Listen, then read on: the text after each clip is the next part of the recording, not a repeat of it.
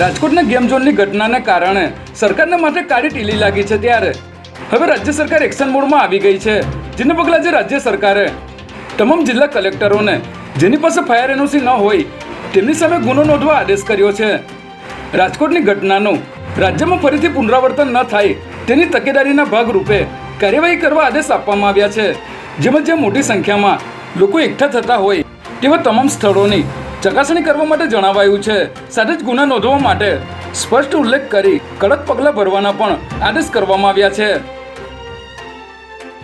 વીજ કનેક્શન કાપવાની, ખોટો કેસ કરવાની કે અન્ય બાબતે મેસેજ કે કોલ કરીને છેતરપિંડી કરવાના અનેક કિસ્સાઓ સામે આવતા હોય છે. ત્યારે હવે પીએમ કિસાન યોજનામાં આર્થિક મદદ કરવાના નામે છેતરપિંડી કરતી ગેંગ સક્રિય થઈ છે. જેમાં ગઠિયાઓ ખાતામાં નાણાં જમા કરાવવા માટે લિંક મોકલીને બેંક એકાઉન્ટની વિગતો મેળવી છેતરપિંડી કરી રહ્યા છે. જેથી અમદાવાદ સાયબર ક્રાઇમ દ્વારા આ પ્રકારની લિંક પર ક્લિક ન કરવા તાકીદ કરવામાં આવી છે. વસ્ત્રાપુરમાં હિન્દુ યુવતીનું બોગસ આધાર કાર્ડ બનાવી હોટલમાં લઈ જતા વિધર્મી પ્રેમીની પોલીસે ધરપકડ કરી છે.